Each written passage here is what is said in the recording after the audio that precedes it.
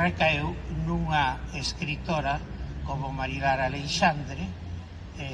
que non é unha escritora novel, nin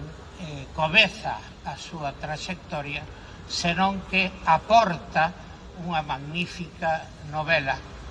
As malas mulleres. A maneira de servizo a unha cultura é unha maneira de aportación a unha literatura que é a nosa, a propia desta Galiza, desta nosa nación, que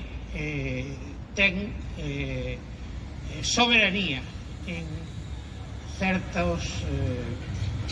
parcelas. Porque a desmemoria é ocultar o que ocorreu, ocultar a persoas, nun caso poden ser anónimas, como a protagonista da miña novela, que é unha rapaza de 15 anos que está no cárcere de mulleres da Coruña, na Galera, cárcere do que hoxe só queda o nome da rúa e da que ninguén das persoas coas que eu falei da Coruña mentre estaba escribindo a novela coñecían que o nome da rúa se debe ao nome do cárcere. E ali había 300 mulleres das que só unha sabemos o nome, Pepa Loba, tamén unha das, en fin, personaxes que aparecen na novela.